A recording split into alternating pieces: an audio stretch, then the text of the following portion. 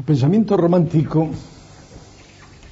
creó la idea del pueblo o la nación como un sujeto histórico con un destino propio,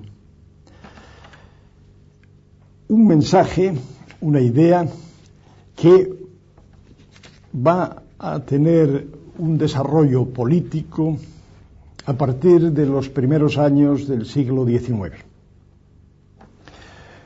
Es el momento del imperio napoleónico que hereda la doctrina revolucionaria.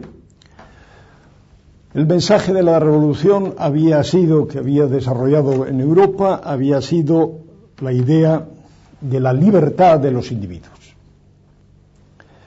Mientras que ahora, frente a un imperio napoleónico que se extiende hasta el Báltico y que ocupa prácticamente toda Italia, las potencias europeas levantaron la bandera de los pueblos contra el invasor. En 1814, al término de la lucha, el Congreso de Viena restauró a los príncipes que habían perdido sus reinos, pero no dio satisfacción a las demandas de los pueblos que querían constituir estados conforme a su identidad. El fenómeno nacionalista que va a dominar el pensamiento político de buena parte del siglo XIX y del XX, va a ser una de las grandes corrientes del pensamiento y de la acción política, tiene dos manifestaciones. Las mismas ideas producen dos manifestaciones políticas contradictorias. En un caso, contradictorias en apariencia, en un caso tienden hacia la construcción de un Estado más grande de los que existen. En otros casos, como veremos en otro momento, producen el fenómeno contrario, disgregan los estados existentes. La ilustración de la primera fórmula la representa el caso del pueblo alemán y del pueblo italiano. El pueblo alemán se encuentra al final de las luchas contra Napoleón, se encuentra profundamente dividido, no tanto como lo había estado antes, pero sigue existiendo decenas de estados que no se constituyen, no están integrados políticamente, sino que son un gran número de principados, de reinos, de ducados, que no tienen más unión que una confederación germánica que prácticamente no hace nada para acercar esos territorios a una unidad política. El acta de 1815, el acta federal, el acta que crea la Confederación Germánica, dice que ésta se funda para la conservación de la seguridad interior y exterior de Alemania y la independencia e inviolabilidad de cada uno de los estados alemanes. Es decir, en lugar de un estado alemán, cada uno de los estados alemanes. Esta Confederación Germánica se organiza da lugar a una organización política muy poco eficiente. Hay una dieta federal que se reúne en Frankfurt, hay un consejo plenario, hay un consejo restringido, pero en realidad ninguna de estas autoridades tiene capacidad para hacer que los reinos y principados que existen en el centro, en el territorio alemán, en el común territorio alemán, se vean obligados a cumplir con ninguna, es decir, a desarrollar ninguna política unitaria. En la construcción de la unidad alemana es el resultado de la convergencia de tres fuerzas distintas que van a impulsar en momentos sucesivos, van a impulsar el desarrollo de la unidad. La primera versión de la unidad es una versión, es una versión liberal, es decir, es una versión política protagonizada por los individuos, que quieren construir con su voluntad, lo mismo que en el caso de los liberales, de lo que ha sido todo el pensamiento y la práctica liberal, quieren construir un Estado unitario. Es decir, el pueblo alemán quiere votar la aparición de un Estado alemán que sea el producto de la autodeterminación de los individuos. Este planteamiento choca con los intereses dinásticos y choca con los principios conservadores de los cuales la dirección corresponde a Austria, que es además que es la figura, el país o el Estado más relevante y más poderoso en este momento dentro del espacio alemán. ¿Cómo se va a desarrollar entonces este movimiento liberal? Pues es un movimiento en la base, un movimiento que comienza surgiendo en las universidades, en la formación de fraternidades universitarias, hermandades universitarias que van a adoptar la bandera tricolor negro, rojo y oro y que pretenden crear desde abajo, por la vía del sufragio, un Estado único. Hay un cierto camino, hay un cierto progreso en la medida en que los reinos del sur, Baviera, Baden, Württemberg, se dan constituciones liberales que permiten que la opinión pública se exprese en un sentido nacionalista, en un sentido unitario, pero con grandes limitaciones por el hecho de que cada una de estas cámaras, de estos parlamentos, solo tiene jurisdicción o tiene competencia sobre un territorio muy limitado. Este desarrollo constitucional, por otra parte, va a estar muy enormemente limitado por el hecho de que en el acta final del Congreso de Viena va a determinar claramente que la soberanía en los estados que forman la Confederación Germánica pertenece al príncipe, pertenece al rey. Por lo tanto, la idea de conseguir por la vía de la acumulación progresiva, de la fusión progresiva de diferentes estados, va a tener una gran pausa que solamente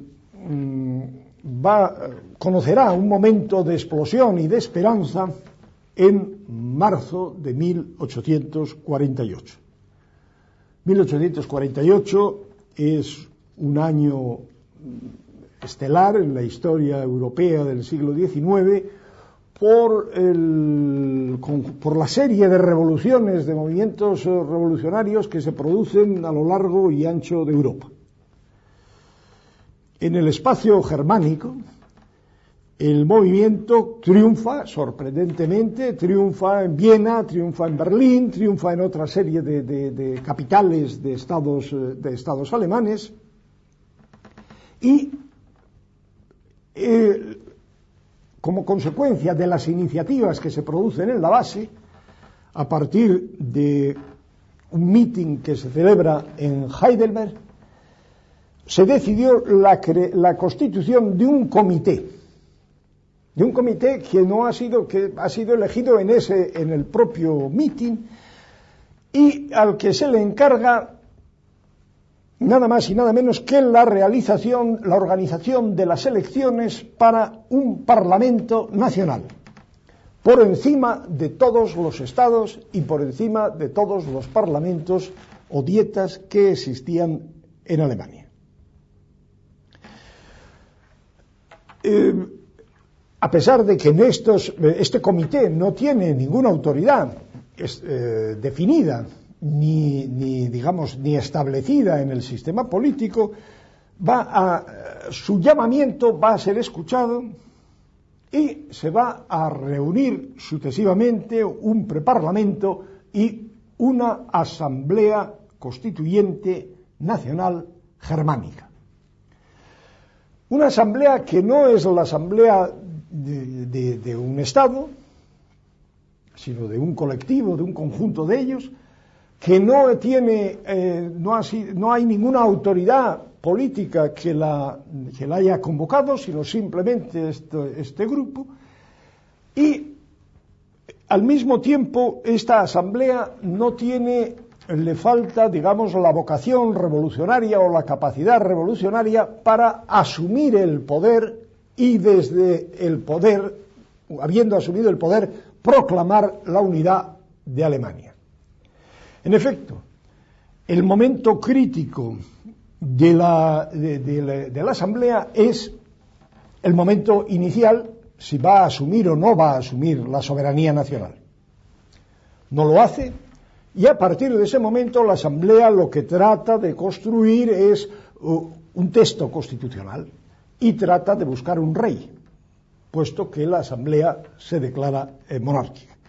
Entonces se va a encontrar con una multitud de problemas concretos.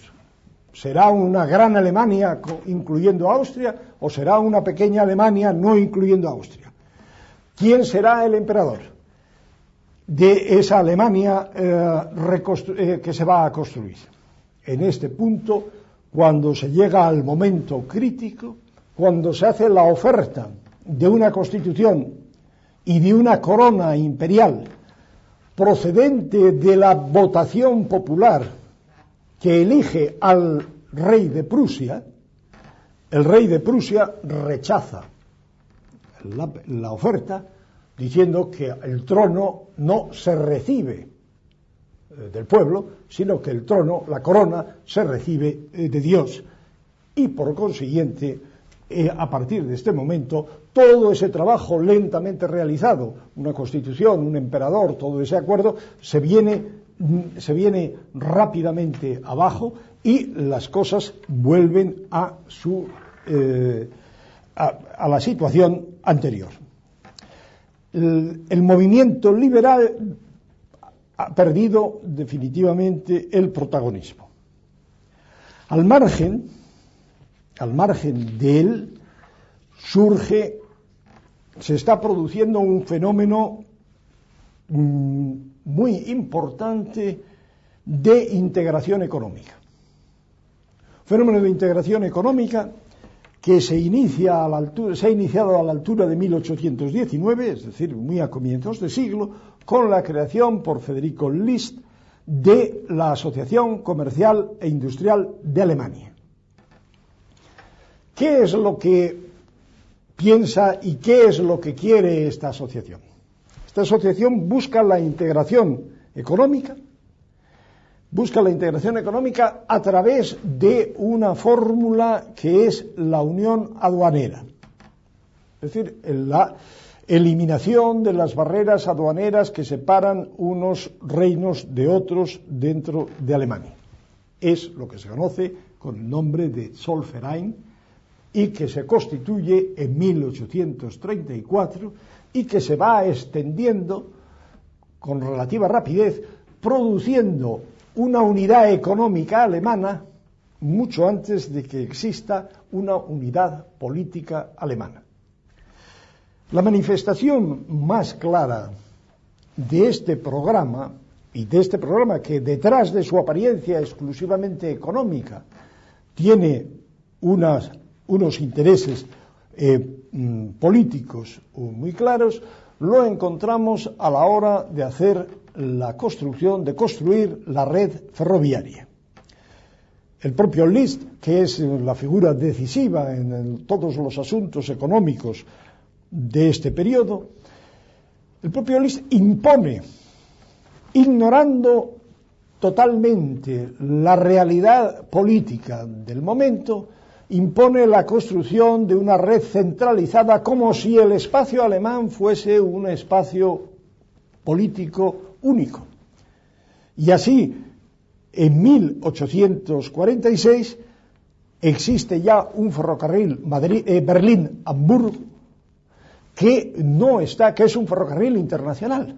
Es un ferrocarril alemán, pero que está une estados, capitales distintas. El tercer elemento que va a intervenir en el proceso de la integración de Alemania es el nacionalismo prusiano, es el expansionismo prusiano. El expansionismo prusiano trata de construir la unidad alemana en torno a Prusia mediante la absorción, mediante la incorporación de una forma más o menos radical, más o menos absoluta, de los pequeños reinos o de los territorios vecinos. La gran figura de esta política es Bismarck. Bismarck llega al poder en 1862 y formula como principio que el nacionalismo que la nación alemana solo se podrá construir por el fuego y el hierro, es decir, solo se podrá construir por la fuerza. Para ello dota a Prusia de un ejército excepcionalmente eficaz, totalmente desproporcionado según los cánones de la época, según las normas de la época, entre la población y la economía prusiana y la importancia de su ejército.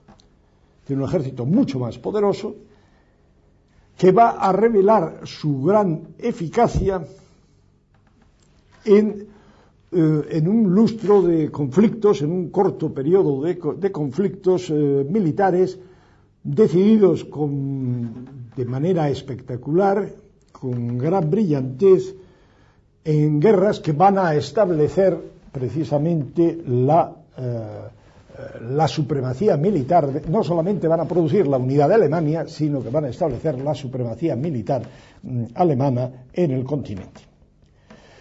El primer conflicto es un conflicto con Austria. Es un conflicto con Austria que va a ser derrotada espectacularmente como consecuencia de una serie de novedades militares que no podemos ahora tratar, y Austria se ve obligada a replegarse y a desentenderse de los asuntos alemanes, en tanto que los reinos que la han apoyado se ven obligados, son absorbidos, todo el territorio prácticamente al norte del Main son absorbidos. Esos territorios se organiza la Confederación Germánica del Norte y poco tiempo después, tras la guerra franco-prusiana, se constituye el Imperio Alemán. El Imperio Alemán realiza, si no la unidad de todo el espacio de lengua germánica, porque hay muchos alemanes desperdigados por el centro y el este de Europa, existe Austria, que es de lengua germánica, pero a partir de ese momento se construye un gran Estado alemán con una posición claramente dominante en el centro de Europa.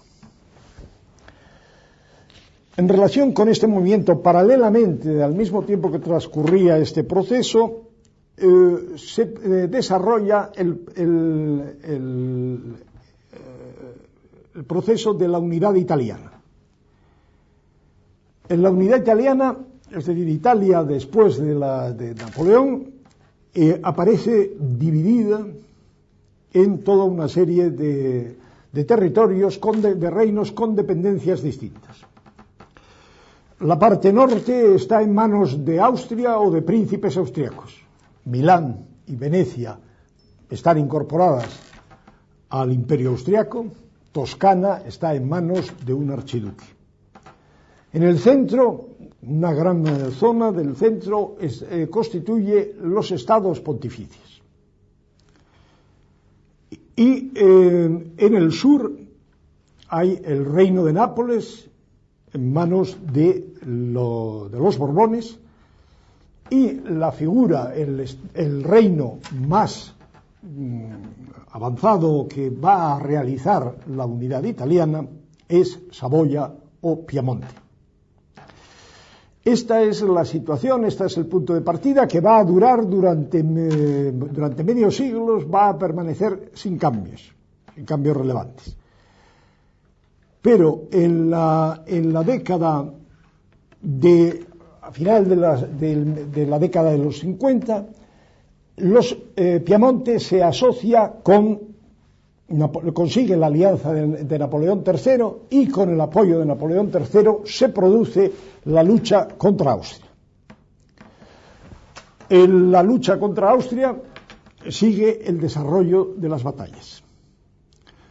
En una primera época, gracias al apoyo francés, consigue una buena parte del norte de Italia, y en los años 60 se produce la famosa expedición de Garibaldi, de los 1000 que encabeza Garibaldi, que desembarca en Sicilia, de allí pasa a Nápoles y acaba con los Borbones, integrando por la costa adriática, integrando todo el territorio italiano, menos Venecia y menos Roma.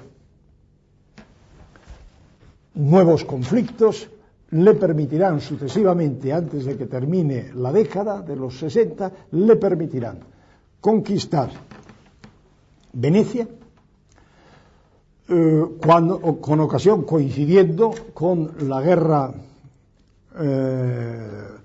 austro-prusiana, y finalmente el problema más delicado de todos es el problema de la conquista de Roma, de la integración de Roma dentro del Estado italiano, porque para entonces el Parlamento italiano ha decretado que Roma es la capital de Italia, aunque Roma no está en sus manos. Pero Roma permanece protegida, está protegida por un ejército, por unas tropas francesas. Pero cuando el ejército francés es vencido en la guerra franco-prusiana, los italianos penetrarán en Roma y completarán de este modo la creación del Estado italiano. Por lo tanto, a la altura de 1870, los nacionalismos han dado lugar a dos fenómenos políticos decisivos, y se presentan, en principio, como movimientos unificadores. Han construido una gran Alemania y han construido un Estado italiano que, por supuesto, ninguno de los dos va a encontrar que sus fronteras, que todas sus ambiciones están realizadas, pero que fundamentalmente son dos grandes estados en el centro de Europa, realizados, construidos gracias a este pensamiento nacionalista.